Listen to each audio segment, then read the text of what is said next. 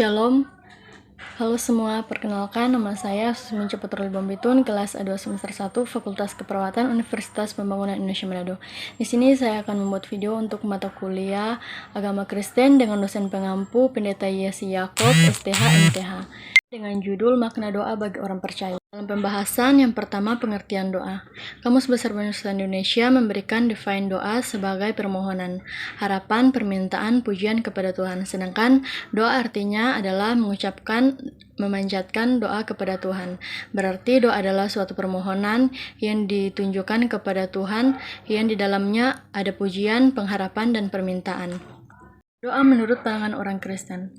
Pada masa kini, para penulis tentang doa cenderung menekankan doa sebagai sarana untuk mengalami kasih Tuhan dan menghayati kesatuan dengan Tuhan. Dalam Mazmur 27 ayat 4, Daud menyatakan keinginannya kepada Tuhan menyaksikan kemurahan Tuhan. Sementara Daud berdoa untuk meminta hal-hal lain, ia setidaknya mengaku bahwa tak ada satupun yang lebih dari Ia setidaknya mengaku bahwa tak ada satupun yang lebih baik daripada diam dalam hadirat Tuhan.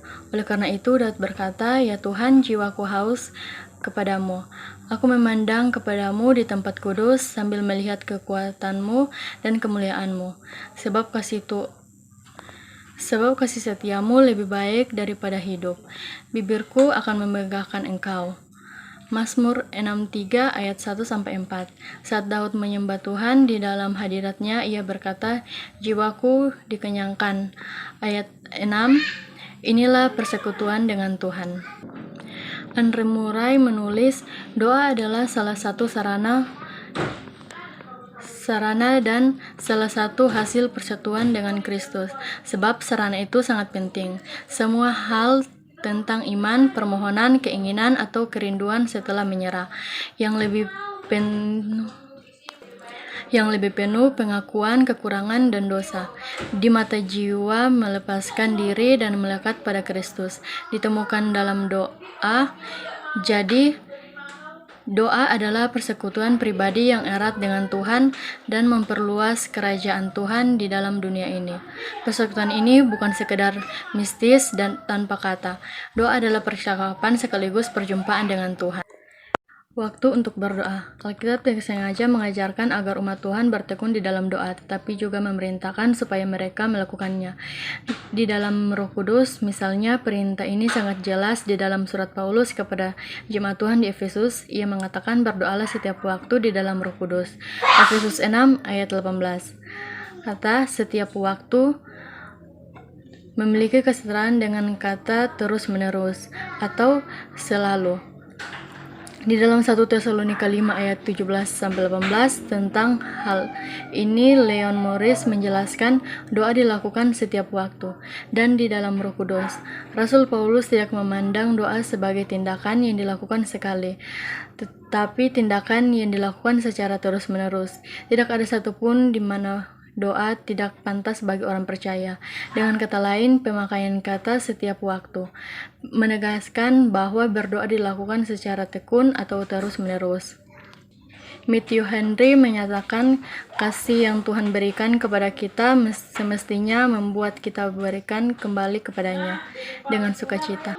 Jadi kita harus terus berdoa dan melihat dengan seluruh ketekunan, mengetahui bahwa Tuhan menyukai ketekunan kita. Seharusnya mendorong kita untuk tekun dalam berdoa. Namun demikian, doa siapa yang didengar Tuhan? Dalam Alkitab menulis bahwa Tuhan mendengar doa orang benar. Tuhan mendengar doa orang yang takut kepada firman-Nya. Kumpulan, ada ungkapan bijak yang menyatakan, if you only pray when you are in trouble, then you are in trouble. Doa bukan hanya dipanjatkan pada saat seseorang merasa perlu atau ada dalam masalah dan pergumulan saja. Doa itu bukan suatu hal yang remeh dan merupakan nomor 2 atau sekedar ritual untuk memperkuat keyakinan atas motivasi seseorang. Orang percaya harus berdoa karena firman Tuhan memerintahkan kepadanya untuk berdoa. Firman Tuhan menyatakan, carilah Tuhan selama ia berkenan ditemui. Berserulah kepadanya selama ia dekat. Yesaya 55 ayat 6. Tuhan Yesus juga mengatakan sesuatu perumpamaan supaya murid-muridnya tidak jemu-jemu berdoa. Lukas 18 ayat 1-1, Tesalonika 5 ayat 17 berkata, tetaplah berdoa. Doa adalah perintah Tuhan dan disertai janji Tuhan.